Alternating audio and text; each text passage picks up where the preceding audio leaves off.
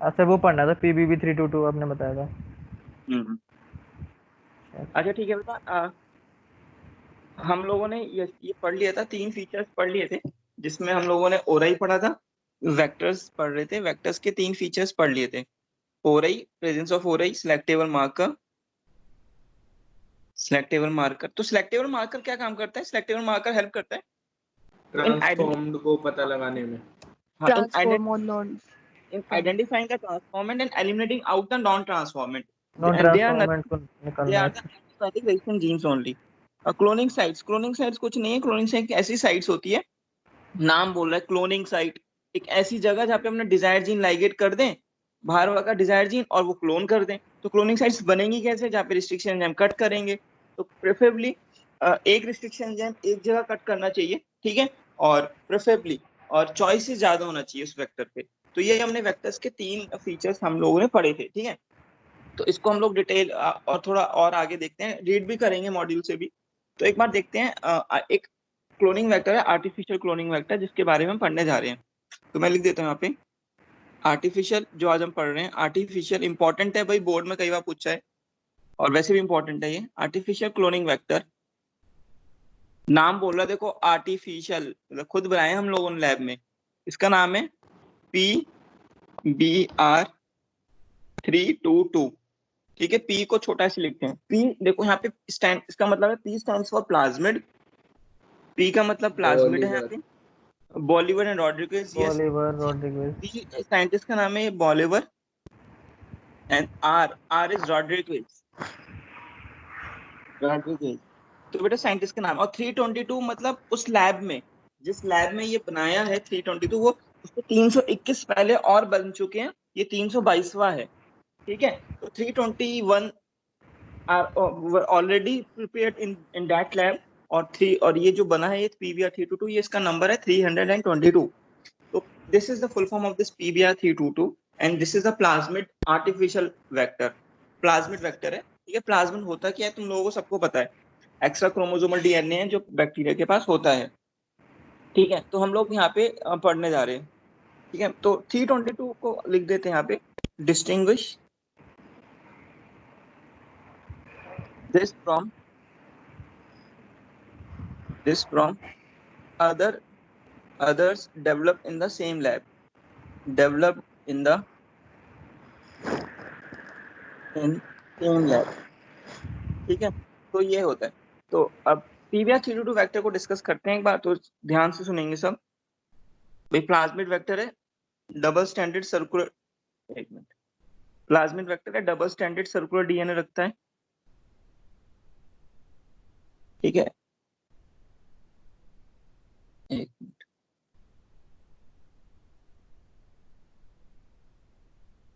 ठीक है, double standard circular DNA रखता है ये, ठीक है। तो अब तुम सबसे पहले याद करो कि यहाँ पर ये जो प्लाज्मिड है, सबसे पहले फीचर क्या आता है वेक्टर का?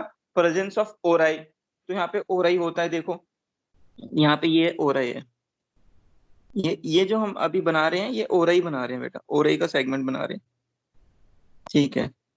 ये जो बन रहा है दिस इज ओराई, ये पूरा का पूरा सेगमेंट ओराई है, ठीक है। तो ये ओराई बनाया हमने यहाँ पर, ये ओराई है पूरा। मैं यहाँ पे लिख देता हूँ दिस इज ओराई। ओराई मतलब ओरिजिन ऑफ एप्लीकेशन। यूकैरियोट्स में तो कई सारे होते हैं, और प्रोकैरियोट्स बैक्टीरिया में एक ही होता है, ठीक है। ओके, तो इस ओराई के साथ साथ ना ध्यान से सुनेंगे, एक और सीक्वेंस होता है यहाँ पर जिसका नाम होता है आरओपी, रेप्लिकेशन ऑफ प्लाज्मिड। एक और सीक्वेंस होता है जिसका नाम है ROP. ROP stands for replication of plasmid, मैं लिख दूंगा। आरओपी का मतलब होता है रेप्लिकेशन ऑफ प्लाज्मिड, मतलब ये जो ओरई है ना, ओरई से रेप्लिकेशन होता है start. Orai is the origin of replication, लेकिन रेप्लिकेशन कराने के लिए कुछ सीक्वेंस मदद करते हैं, उस सीक्वेंस का नाम है आरओपी, रेप्लिकेशन ऑफ प्लाज्मिड, ठीक है। अब सुनो प्रोटीन दूसरा बनाते फीचर, हाँ दूसरा फीचर क्या था? दूसरा फीचर था सिलेक्टेबल मार्कर। मार्कर। इसमें दो सिलेक्टेबल मार्कर है, हम यहाँ पे बना लेते हैं। इसमें दो सिलेक्टेबल मार्कर हैं,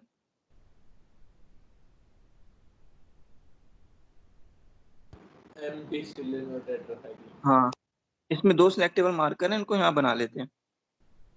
ठीक है, तो ये 2 सिलेक्टेबल मार्कर है यहाँ पर, इसको ऐसे याद रखेंगे हम लोग,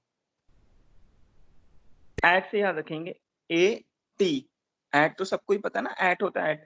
तो एम्फिसिलिन रेजिस्टेंट एक टेट्रासाइक्लिन। सिलेक्टेबल मार्कर है, एम्फिसिलिन रेजिस्टेंट, ठीक है, ऐसे लिख देते हैं एएमपी रेजिस्टेंट। एक है टेट्रासाइक्लिन रेजिस्टेंट, टेट्रासाइक्लिन रेजिस्टेंट, इसको लिख देते हैं टेट्रासाइक्लिन रेजिस्टेंट। ठीक है, तो 2 सिलेक्टेबल मार्कर हैं बेटा यहाँ पर, ऐड से याद रखेंगे। अब तीसरा फीचर कौन सा आता है? तीसरा फीचर आता है क्लोनिंग साइट्स। तो क्लोनिंग साइट्स क्या होती है? एक ऐसी साइट जहाँ पे रिस्ट्रिक्शन एंडोन्यूक्लियस कट करें। ठीक है, अब सुनो, यहाँ पे जो रिस्ट्रिक्शन एंडोन्यूक्लियस कट करते हैं उनका नाम लिख देते हैं। एक होता है PVU1, एक होता है PST1, यस, एक होता है PST1। सर पीएसटी पहले आता है PVU1 है, यस सर, ऊपर नीचे थे। सर ओके, पीएसटी पहले आता है, प्यारे से तेंदुलकर फिर प्यारे ठीक है ठीक है, PST1 पहले कर लेते हैं, PST1 सॉरी, PST1 पहले आएगा। तो यहाँ पे लिख देते हैं PST1, एक है PST1 और एक है PVU1। ठीक है, अच्छा, और क्या कट करते हैं? इको R1 यहाँ पे कट कर रहा है, इको R1, इको R1, ठीक है, और यहाँ पे कट कर रहा है एक HIN3, और यहाँ पे कट कर रहा है एक CLA1। ठीक है, इस टेट्रासाइक्लिन रेजिस्टेंस साइट पे जो कट करता है BAMH1, BAMH1 और SAL1, और SAL1। ठीक है, और ROP पे भी एक और कट करता है एंजाइम, जिसका नाम है PVU सेकेंड।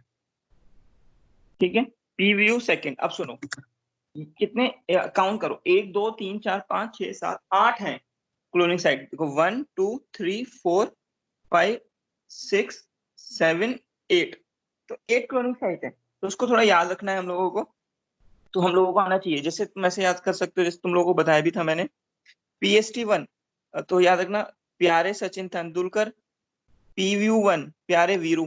तो कहानी है भाई, कहानी क्या है, एक दो भाई क्रिकेटर हैं, तो उन्होंने क्या करा, नाम है उनका प्यारे सचिन तेंदुलकर और प्यारे वीरू, वीरू भाई वीरेंद्र सहवाग।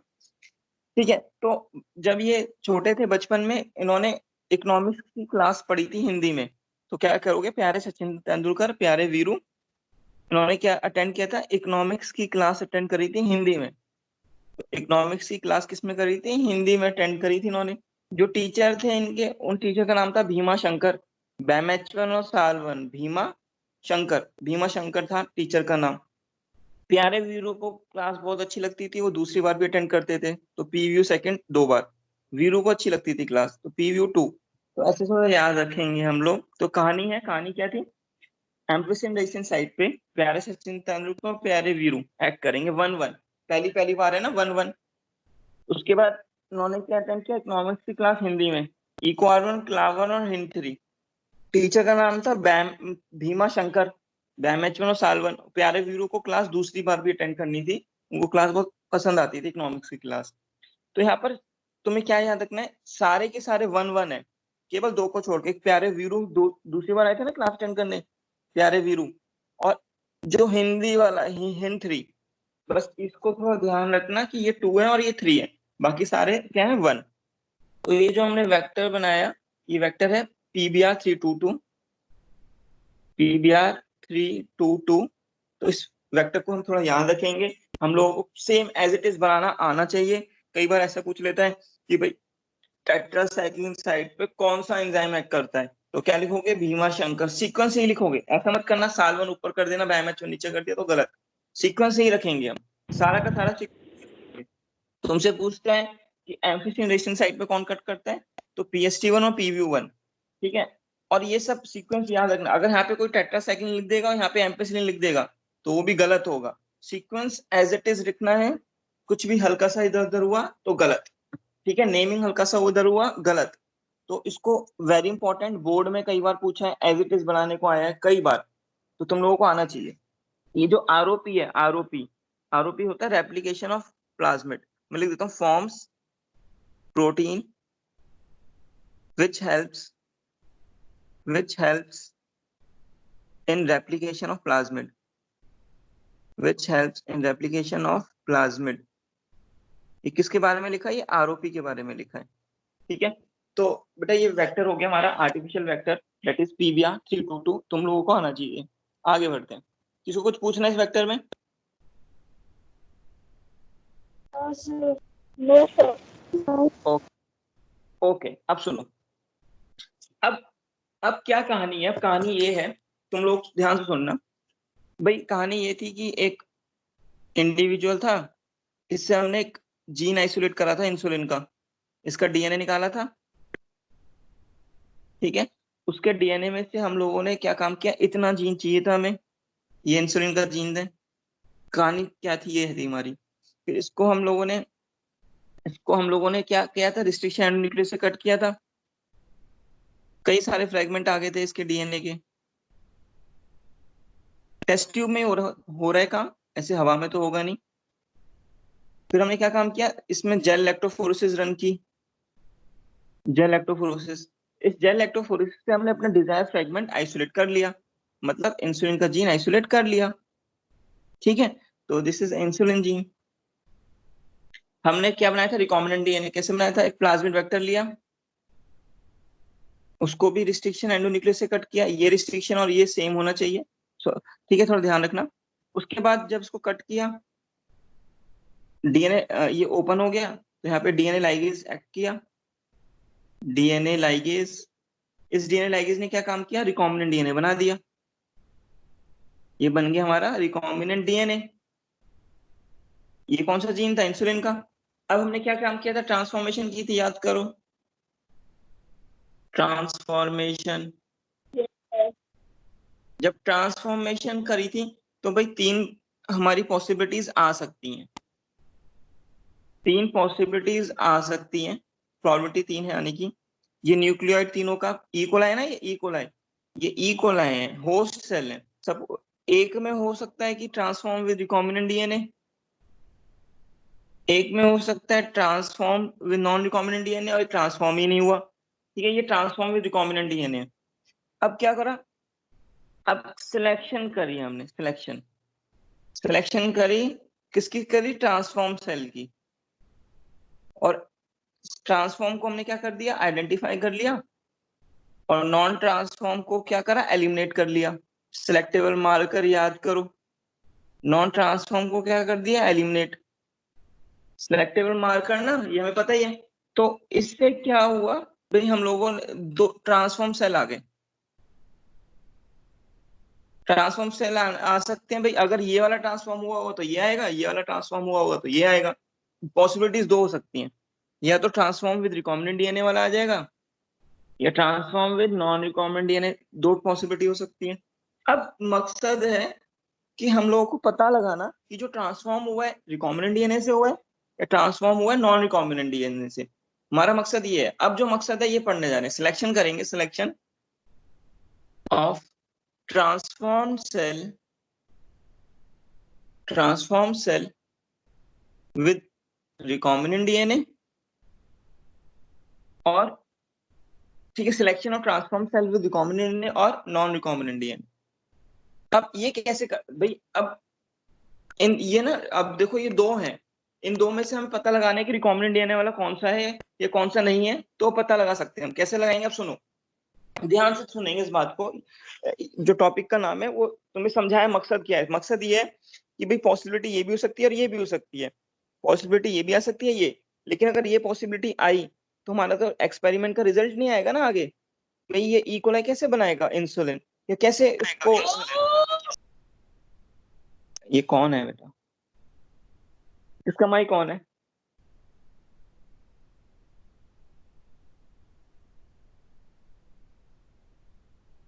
चलो ठीक है, देखना बेटा, ठीक है। तो मकसद ये है कि इन दो सेल में से अगर ये वाला सेल आया तो ये तो दिक्कत करेगा, ये वाला इकोलाई तो हमारे इंसुलिन जीन को कॉपी वो क्लोन करेगा ही नहीं, लेकिन ये वाला करेगा। तो हमारा मकसद है इन दोनों में से इसका पता लगाना, ठीक है। हमारा मकसद है ट्रांसफॉर्म जो हुआ वो रिकॉम्बिनेंट डीएनए से हुआ उसका पता लगाना, ठीक है। तो अब कैसे करते हैं सुनो। इस केस में बेटा जो हमारा है टॉपिक है, मैं टॉपिक का नाम लिख देता हूँ इंसर्शनल इनएक्टिवेशन। मैं नेक्स्ट पेज पे लिखता हूँ insertional inactivation, insertional inactivation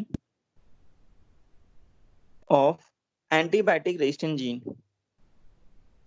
of antibiotic resistant gene। ध्यान से सुनना, ये एंटीबायोटिक रेजिस्टेंट जीन का बात कर रहे हैं, ठीक है। सपोज करो हमने वेक्टर चूज किया PBR322, हमने पढ़ा था ना अभी, PBR322 वेक्टर चूज किया, ठीक है भाई। ओरई भी होता है पता है तुम लोगों को। इसमें दो साइट होती हैं, वो दो साइट का नाम यहाँ पे लिख देते हैं।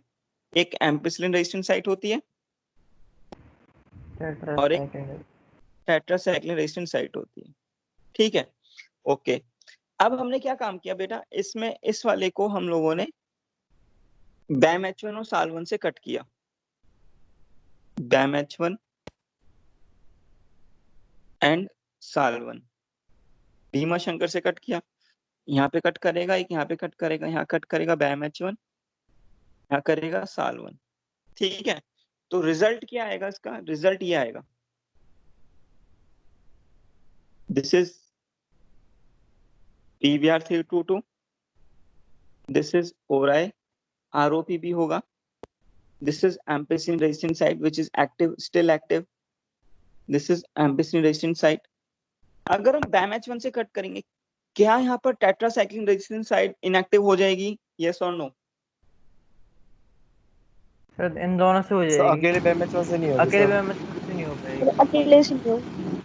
तो यूज करें ना BAM-H1 एंड SAL1, SAL1 से भी करना लिखा पड़ेगा। तो मैंने एंड SAL1 प्लस BAM-H1 और SAL1 दोनों लगाए हैं। Yes sir. क्या यहाँ पे इनएक्टिव हो जाएगी BAM-H1 और SAL1 Yes, से? sir. टेट्रासाइक्लिन रेजिस्टेंट साइट तो निकल जाएगी ना बेटा। Yes Yes, sir. जब ये कट यस करेगा सर। यहाँ से कट करेगा, ये साइड तो गायब ही हो जाएगी। तो यहाँ पर हमने क्या काम कर दिया, डिजायर डीएनए लाइगेट कर दिया हमारा। वो डिजायर डीएनए कौन सा था, इंसुलिन का, और ये बन गया रिकॉम्बिनेंट डीएनए, ठीक है। तो दैट मींस ये जो हमारा ये रिकॉम्बिनेंट डीएनए है, this recombinant DNA is inactive for tetracycline, या बोल सकते हैं ओए कौन है ये, किसका माइक ऑन है मनु?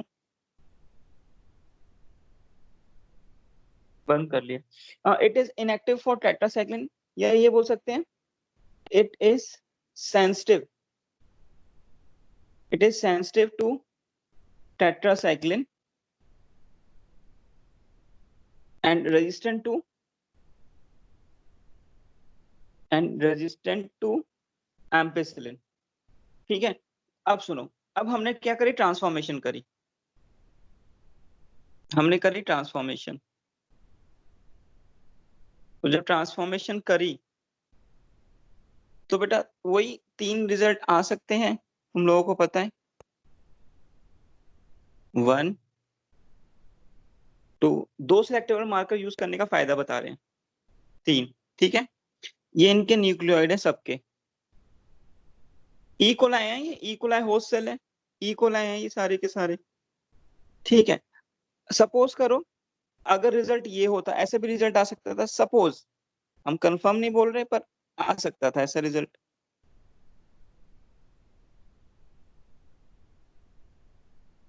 इसमें ये साइट एम्पिसिलिन की है, ये हो रही है, तो इसमें एम्पिसिलिन साइट एक्टिव है, ये हो रही है, ठीक है। ये इसमें ऐसा आ सकता था,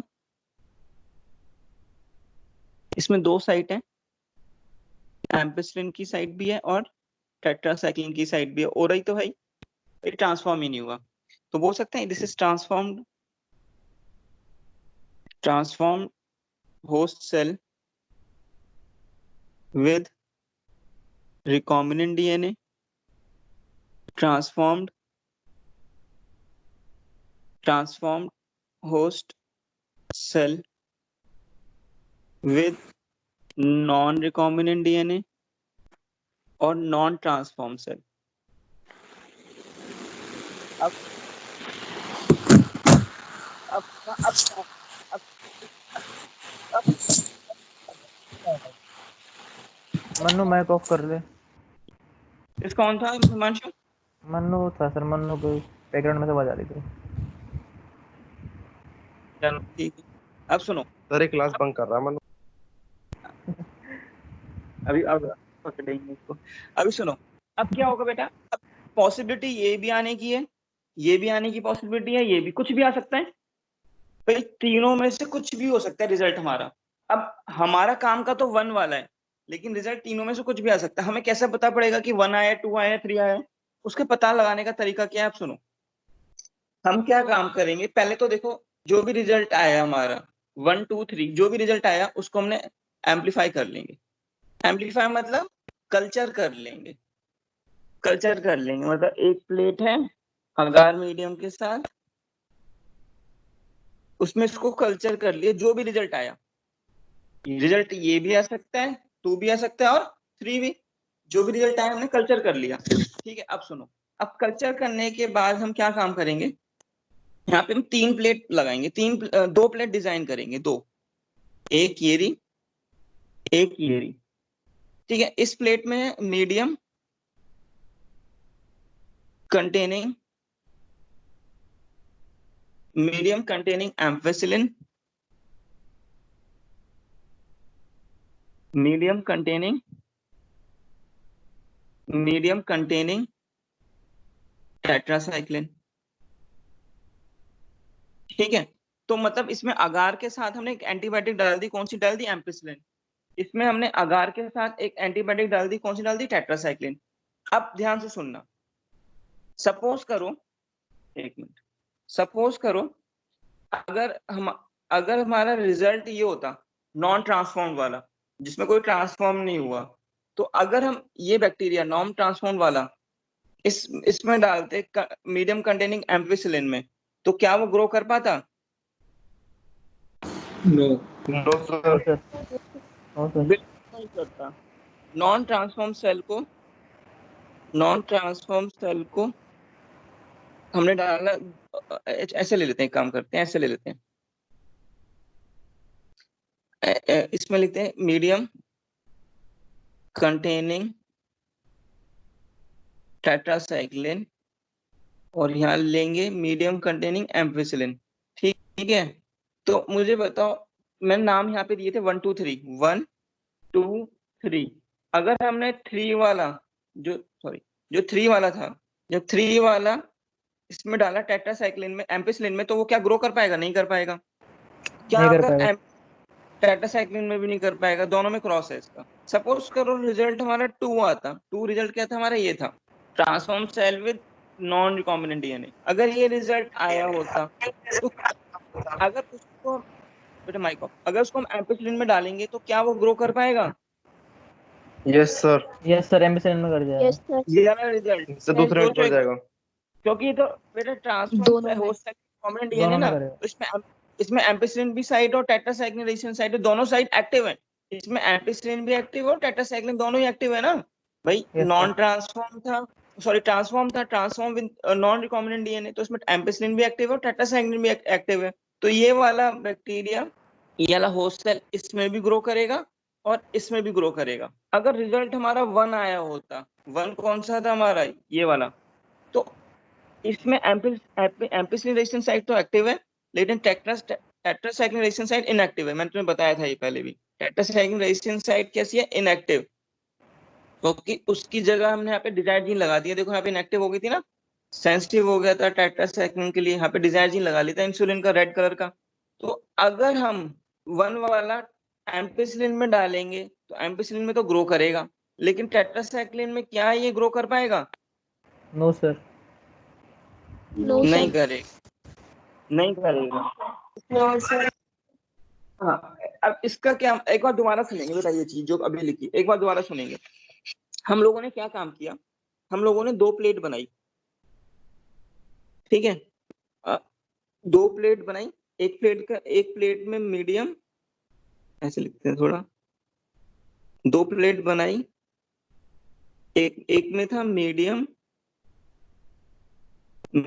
containing ampicillin,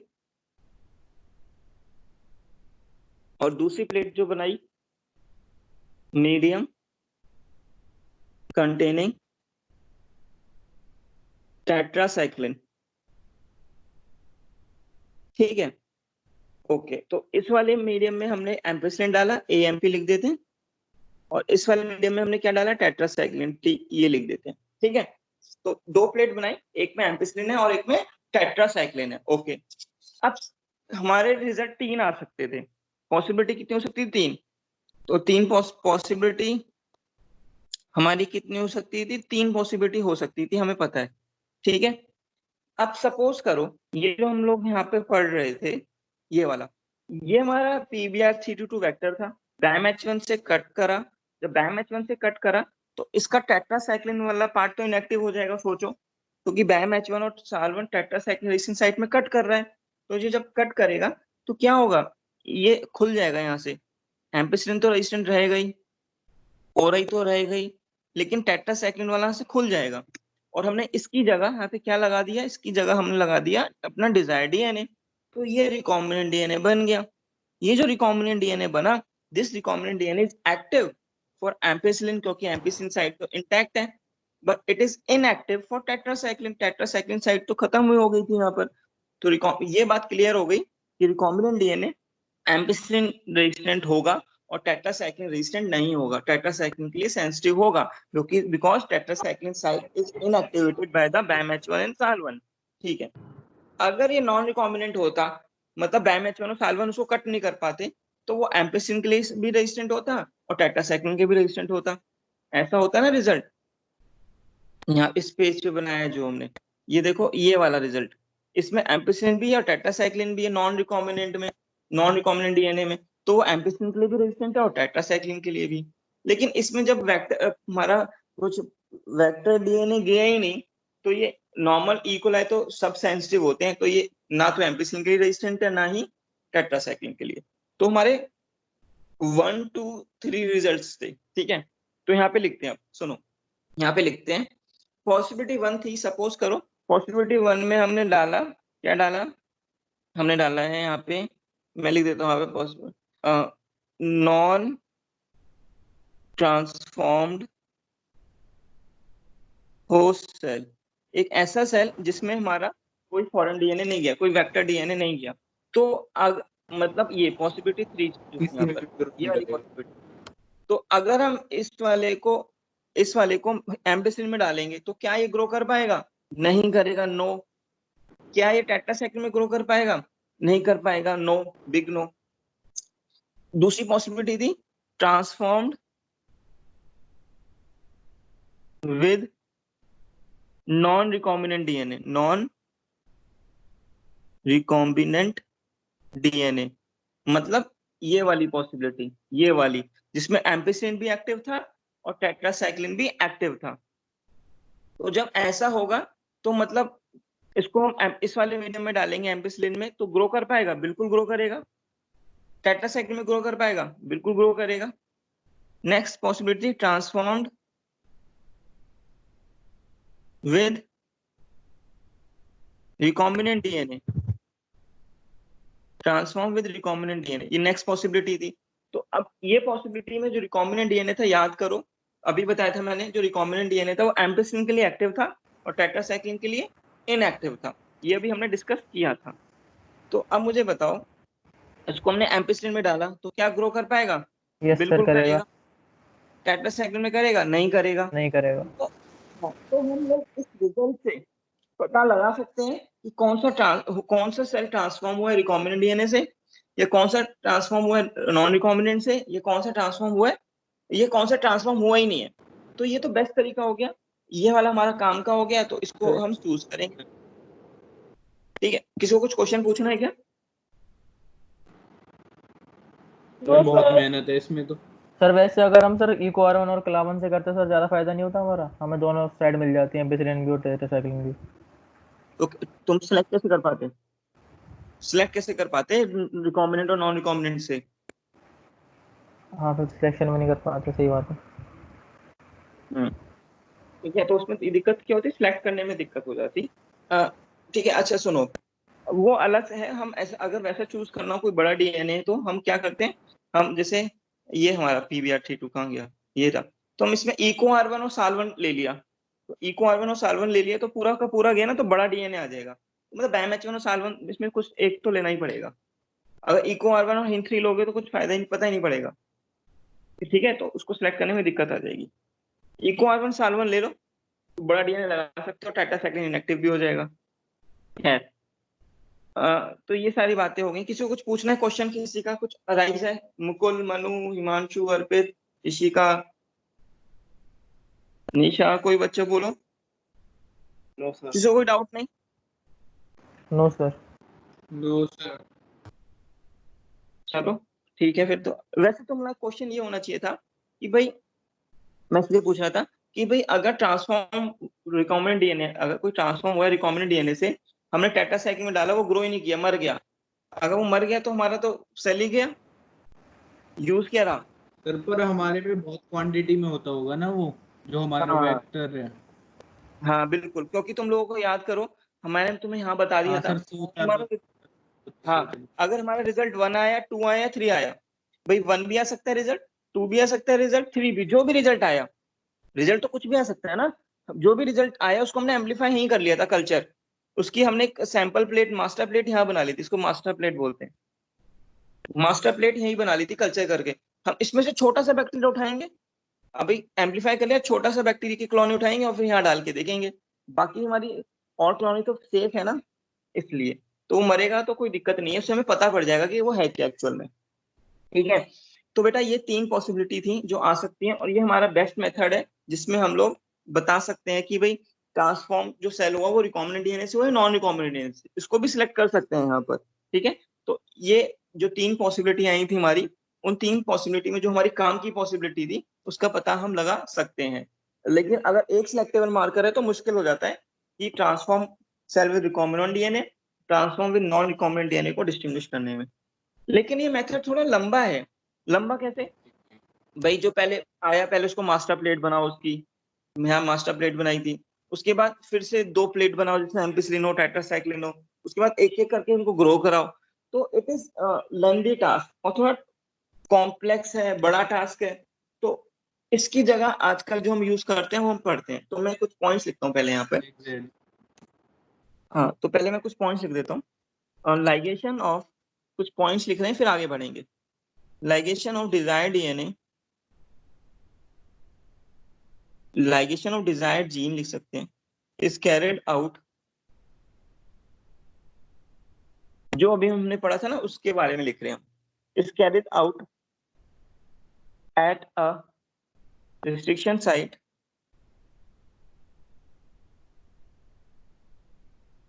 at a restriction site present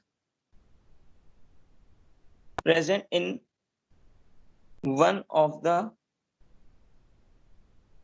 2 antibiotic resistant, one of the 2 antibiotic resistant gene। भाई 2 एंटीबायोटिक रेजिस्टेंट जीन थे, एम्पिसिलिन और टेट्रासाइक्लिन। उन दोनों में से किसी में भी, या तो एम्पिसिलिन या टेट्रासाइक्लिन, वहां पे हम अपना डिजायर्ड जीन को लाइगेट करा देते हैं। ठीक है, कोई सा भी एम्पिसिलिन रिएक्शन यूज करेंगे तो PST1 और PBU1, अगर टेट्रासाइक्लिन यूज करेंगे तो BAM-H1 और साल1। ठीक है, यूज करेंगे। दूसरा पॉइंट, रिकॉम्बिनेंट ये हम पढ़ चुके हैं, बस लैंग्वेज में लिख रहे हैं यहाँ पर ताकि तुम्हें इजी हो। रिकॉम्बिनेंट जीन या रिकॉम्बिनेंट लिख देते हैं, रिकॉम्बिनेंट्स ग्रो, मतलब transform host cell with recombinant. कहने का मतलब यहाँ पे ये है कि transform host cell with recombinant, recombinant grows in ampicillin, जो हमने एग्जांपल पढ़ा उसके रिगार्डिंग, ग्रो सर इन रहने दो, एम्पिसिलिन। खुद ही लिख लेंगे। खुद ही लिख लोगे? चलो लिख देते हैं बेटा, और भी बच्चे हैं, फटाफट लिख देंगे। Recombinants grows in ampicillin containing medium. ठीक है, एक minute. Recombinants grows in ampicillin containing medium, but but not in tetracycline, but not in tetracycline, ठीक है, ये नहीं आएगा, but not in tetracycline containing medium, ये तो हमने पढ़ा ही था अभी, containing medium, ठीक है भाई। if ligation is carried out tetracycline, अच्छा ये कब होगा, अगर ligation कहाँ हुई है, if ligation is done at tetracycline resistant site, ठीक है, ओके, ये पॉइंट हो गया हमारा। अब सिलेक्शन, नेक्स्ट पॉइंट है selection of recombinants, selection of recombinant due to inactivation of antibiotic resistant gene,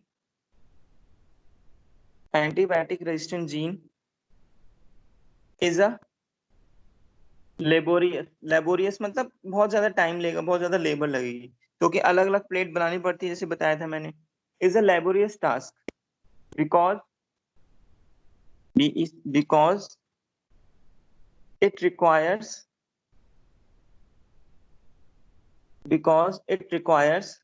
culturing of host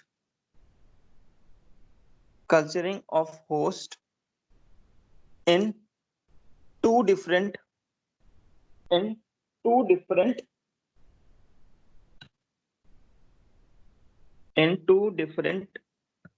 plates, in two different culture plates containing antibiotic, करा था ना, दो अलग अलग प्लेट लेनी थी, containing antibiotic। किसी को कोई दिक्कत है यहाँ तक, आगे बढ़े, तो मैंने इसके पॉइंट्स भी लिख दिए।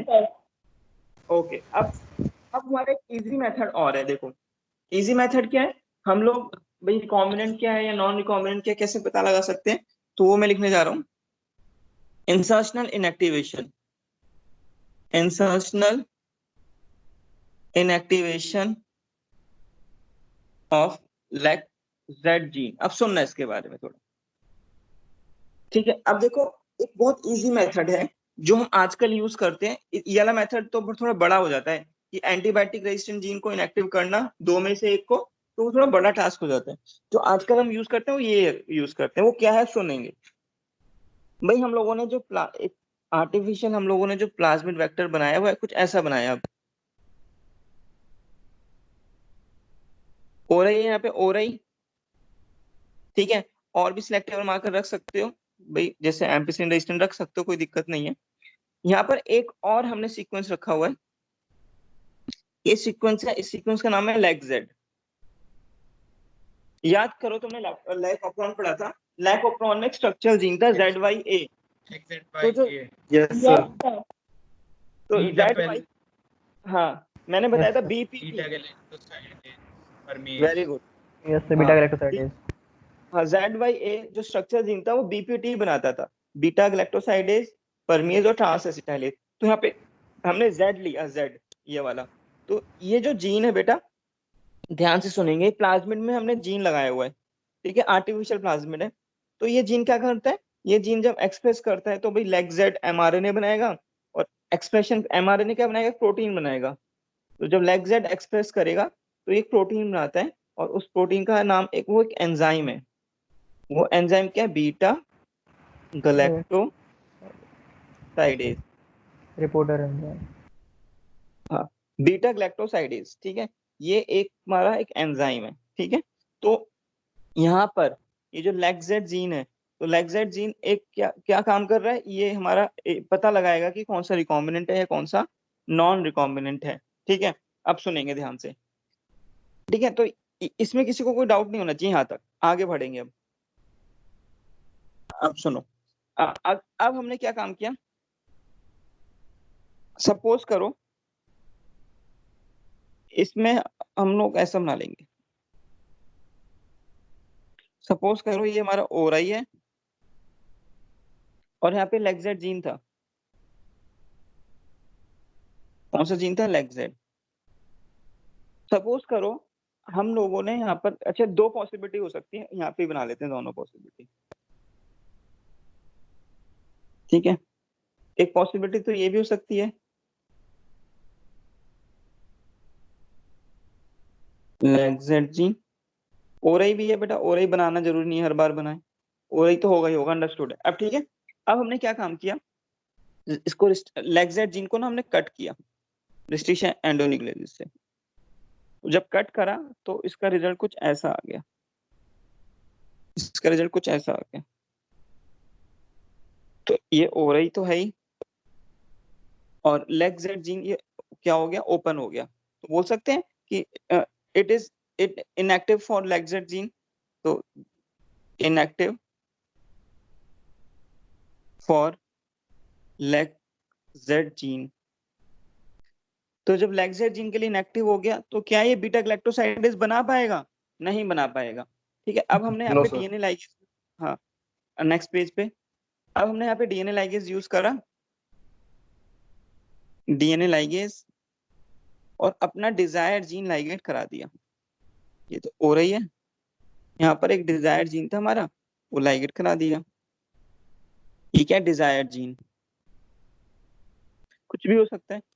तो बेटा ये रिकॉम्बिनेंट डीएनए बन गया। तो दूसरी पॉसिबिलिटी में क्या था कि वो लेग जेड जीन इनएक्टिव ही नहीं हुआ, वो एज इट इज चलता आ रहा है, लेग जेड जीन इनएक्टिव ही नहीं हुआ। तो यहाँ पे हो रही तो है ही, लेग जेड जीन अभी एक्टिव है, लेग जेड जीन क्या है, एक्टिव। तो यहाँ पर बीटा ग्लैक्टोसाइडेज तो बनेगा ही बनेगा, ठीक है। तो मतलब ये non recombinant DNA, non recombinant DNA, non rDNA मतलब नॉन रिकॉम्बिनेंट डीएनए, ठीक है। अब सुनो, अब क्या काम करते हैं यहाँ पर, ये जो ये रिकॉम्बिनेंट डीएनए था, तो मैं यहाँ पे लिख सकता हूँ नो बीटा ग्लैक्टोसाइडेज एंजाइम। यहाँ पे बीटा ग्लैक्टोसाइडेज एंजाइम नहीं बनेगा, ये बात क्लियर है? Yes sir. Yes sir. ठीक है, यस सर। ओके। लेकिन ये जो हमारा था नॉन रिकॉम्बिनेंट डीएनए वाला लेग जेड जीन जिसमें एक्टिव था, दिस वन, इसमें beta galactosidase enzyme appears, beta galactosidase enzyme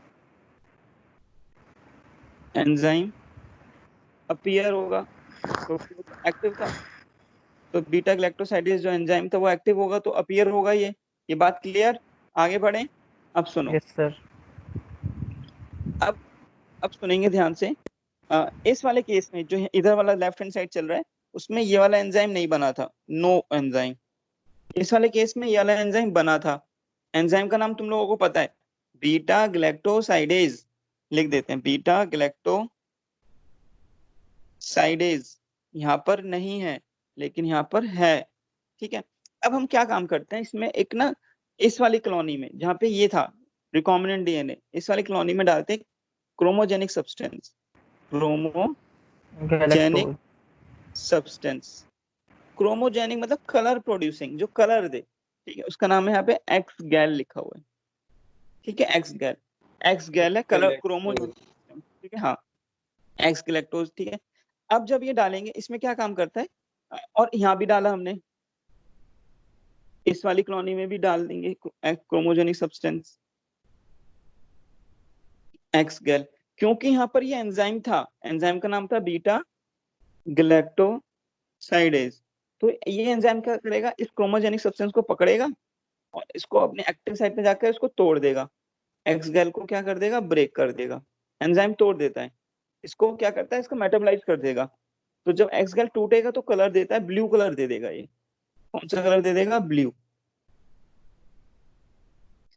क्योंकि यहाँ पे एंजाइम ही नहीं था। तो क्या एक्स गैलेक्टोज टूट पाएगा, नहीं टूटेगा, तो एक्स गैल तो इंटैक्ट रहेगा, हाँ तो एक्स गैल इंटैक्ट रहेगा तो कलर वाइट व्हाइट ही कलर कलर आएगा, व्हाइट। तो जो कॉलोनी ब्लू कलर देगी तो तुम क्या बोलोगे, वो कौन सी होगी, non transform non RNA. Transform host cell with non recombinant DNA. जो व्हाइट दे रही होगी वो क्या होगी, transformed with RNA.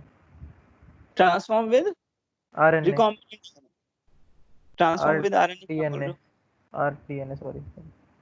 Transform with recombinant DNA, ठीक है। तो मतलब ये हमारा मेथड बहुत इजी है। तो इसमें एक सिलेक्टिव मार्कर भी होना जरूरी है, क्योंकि सिलेक्टिव मार्कर होगा तभी तो पता लगेगा कि कौन सा ट्रांसफॉर्म है, कौन सा नॉन ट्रांसफॉर्म्ड है। सोचो एक बार, अगर सिलेक्टिव मार्कर नहीं हुआ तो दिक्कत आएगी या नहीं आएगी, सोचो। ये सर पहले कंफर्मेशन नहीं हो पाई सर, ट्रांसफॉर्मेट कौन सा है, नॉन ट्रांसफॉर्मेट। हाँ, क्योंकि अगर ये वाला हुआ नहीं तो अगर जो ट्रांसफॉर्म भी नहीं होगा, सपोज करो कोई सेल ट्रांसफॉर्म हुआ ही नहीं, तो वो भी तो व्हाइट कलर देगा, है ना। हाँ सर, वो yes, वाइट ही देगा। हाँ, तो इसमें एक सिलेक्टिव मार्कर भी होना जरूरी, इसमें एक जरूरी है कि एक सिलेक्टिव मार्कर भी होगा। खैर, इसको कंफर्म कर लेते हैं कि वो ट्रांसफॉर्म विद रिकॉम्बिनेंट डीएनए या नॉन ट्रांसफॉर्म्ड है। खैर, इसको हम दोबारा से पढ़ते हैं, एक बार दोबारा से फटाफट से रिकैप कर देता हूँ। हम पढ़ रहे थे इंसर्शनल इनएक्टिवेशन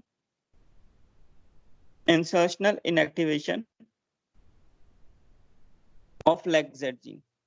तो इस केस में हम लोगों ने जो वेक्टर चूज किया था वो कुछ ऐसा था, उसमें ओरई था, एक सिलेक्टेबल मार्कर था और एक सीक्वेंस था लेग-Z जीन का। ठीक है, ये हमारा वेक्टर था, आर्टिफिशियल वेक्टर। अब हमने क्या काम किया था, उसमें इस लेग-Z जीन को कट किया था रिस्ट्रिक्शन एंडोन्यूक्लियोजेस से। जब लेग-Z जीन को कट किया तो इसका रिजल्ट ये आया, ओरई,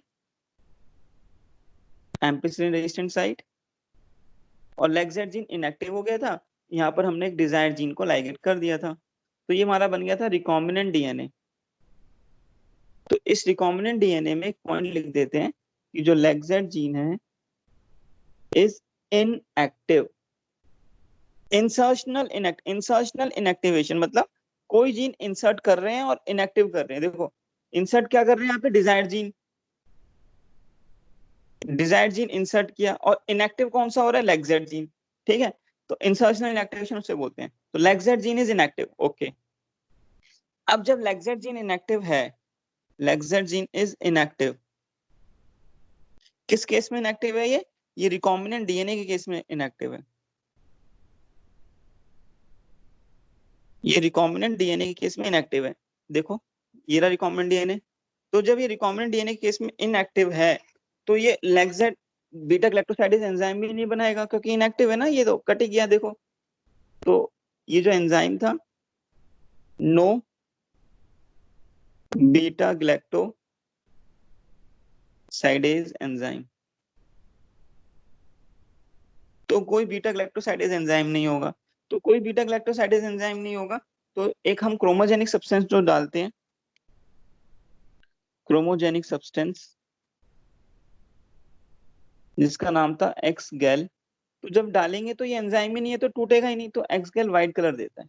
अगर व्हाइट कलर आ रहा है तो तुम समझ जाओगे कौन सा डीएनए है, recombinant DNA, transform with recombinant DNA होगा। ठीक है, सपोज करो अगर रिजल्ट कुछ ऐसा आया होता, भाई ये हमारा क्या था, ये वेक्टर था, इसमें एम्पिसिलिन रेजिस्टेंट साइट है, ये ओरई है, और ये लेग-Z जीन है। सपोज करो हम यहाँ पे डिजायर्ड जीन सब लाइगेट करना चाह रहे थे, लेकिन वो रेस्ट्रिक्शन एंडोन्यूक्लियस ने कट भी नहीं किया। ऐसा हो सकता है, हो जाता है कई बार। तो जब नहीं किया तो इसका रिजल्ट यही आ गया, हम डिजायर्ड जीन लाइगेट कर ही नहीं पाए। Ampicillin resistant, lacZ, ori. तो ये क्या है, नॉन रिकॉम्बिनेंट डीएनए। तो ये जो नॉन रिकॉम्बिनेंट डीएनए है, इसमें लेग-Z एक्टिव है, लेग-Z इज एक्टिव। जब लेग-Z एक्टिव है तो ये वाला एंजाइम का नाम जो बीटा ग्लैक्टोसाइडेज एंजाइम था, बीटा ग्लैक्टोसाइडेज, ये बनेगा अब, अपीयर्स, क्योंकि ये इसको बनाते हैं ना, कोड करता है, तो जो बनेगा। तो जब इसमें हम एक क्रोमोजेनिक सब्सटेंस डालेंगे एक्स गैल, तो ये पकड़ेगा इस सब्सटेंस को, तोड़ देगा। तो जब तोड़ देगा तो कलर देता है, टूटने पे व्हाइट और ब्लू कलर देता है, ब्लू। अगर ब्लू कलर आया तो तुम क्या समझोगे, वो क्या है, transform cell with non recombinant DNA. इस पूरी टेक्निक को बोलते हैं ब्लू व्हाइट स्क्रीनिंग भी बोलते हैं, ब्लू व्हाइट स्क्रीनिंग। इस पूरी टेक्निक को ब्लू व्हाइट स्क्रीनिंग भी बोला जाता है। तो मुझे बताओ, अगर व्हाइट कलर आ रहा है तो तुम क्या समझोगे, क्या है वो? Transform with non transform with with rDNA recombinant DNA. RDNA हाँ very good, transform with recombinant recombinant DNA. Recombinant DNA, very good. और अगर ब्लू कलर दे रहा है तो तुम समझ जाओगे transform with non recombinant DNA, understood है। तो ये जो टेक्निक है इसमें हम लोगों को अलग अलग प्लेट में कल्चर करने की जरूरत नहीं पड़ती, सिंपल कलर दे देता है। उसमें भाई एम्पिसिलिन में भी ग्रो, पहले उसको एम्पलीफाई करो, कल्चर करो, फिर एम्पिसिलिन में ग्रो करो, फिर टेट्रासाइक्लिन में डाल के देखो, तो वो सब काम नहीं करना, सिंपल कलर दे देगा और हम इसको बहुत जल्दी से पता लगा सकते हैं। अगर बोर्ड एग्जाम में आता है कि एक्सप्लेन इंसर्शनल इनएक्टिवेशन, तो ये ब्लू वाइट स्क्रीनिंग एक्सप्लेन करना बेटा, जो हमने पढ़ा, ठीक है। तो इसको बस एक छोटी सी लैंग्वेज में एक और इधर लिख देते हैं जो तुम्हें इजी रहेगा। मैं लिख देता हूँ, लास्ट लिख रहे हैं, बाकी तुम खुद ही लिखोगे। अगर लेगजेट जीन इनएक्टिव है, सर ऊपर वाला भी इंसर्शनल इनएक्टिवेशन ही था ना? वो insertional inactivation of antibiotic resistant gene था, ठीक है। ये सर तो इंसर्शनल बोर्ड में इनएक्टिवेशन आए सिंपल इंसर्शनल इनएक्टिवेशन, तो कौन सा वाला करें? ब्लू वाइट स्क्रीन करना अगर बोर्ड में आता है तो। अगर ऐसा आता है explain insertional inactivation of antibiotic resistant gene, तो जो पढ़ाया था इंसर्शनल इनएक्टिवेशन ऑफ लेगजेट जीन, जो पढ़ा। लेकिन अगर ऐसा कुछ नहीं लिखा, लिखा है बोर्ड में भी एक्सप्लेन इंसर्शनल इनएक्टिवेशन 3 नंबर में आ गया है, तो भाई ब्लू वाइट स्क्रीनिंग एक्सप्लेन करके आना, ठीक है। तो ब्लू वाइट स्क्रीनिंग एक्सप्लेन करना है क्योंकि एनसीईआरटी ने उसमें ही लिखा हुआ है इंसर्शनल इनएक्टिवेशन। खैर, अगर लेगजेट जीन इनएक्टिव है, अगर लेगजेट जीन इनएक्टिव है तो तुम क्या बोलोगे, रिकॉम्बिनेंट है वो। तुम क्या बोलोगे, रिकॉम्बिनेंट है। अगर वो रिकॉम्बिनेंट है तो बीटा ग्लैक्टोसाइडेज एंजाइम एब्सेंट होगा, बीटा ग्लैक्टोसाइडेज एब्सेंट, तो white colony appears, white colony appears, इसमें तो कोई दिक्कत ही नहीं है। अच्छा, अगर लेगजेट जीन एक्टिव है तो तुम क्या बोलोगे, नॉन रिकॉम्बिनेंट से ट्रांसफॉर्म हुआ है वो, नॉन रिकॉम्बिनेंट से ट्रांसफॉर्म हुआ है। तो इस केस में beta galactosidase present, beta galactosidase present. जब बीटा ग्लैक्टोसाइडेज प्रेजेंट तो colour blue colour, blue colour colony appear, ठीक है। और इस दोनों प्रोसेस को बोलते हैं ब्लू वाइट स्क्रीनिंग, इसको ब्लू वाइट स्क्रीनिंग भी कहा जाता है। तो एक सिंपल फ्लो चार्ट में ऐसा हम लिख सकते हैं। है, तो ये हमारा हो गया इंसर्शन एक्टिवेशन भी पूरा प्रोसेस। तो अब जो हमें डिस्कस करना है वो डिस्कस करना है एग्जांपल्स ऑफ वेक्टर, कुछ वेक्टर्स के एग्जांपल पढ़ने, ठीक है। किसी कोई डाउट हो पूछना चाहते हैं तो पूछे, ये हमारा खत्म हो गया है। किसी बच्चे को कुछ पूछना है तो पूछ सकते हैं बेटा। No sir. इसको कोई No, डाउट, sir. इसको कोई डाउट नहीं है। एक मिनट, रेडियोलॉजी में तो एक चैप्टर बचा है। क्या मनु बेटा क्या कह रहे हो?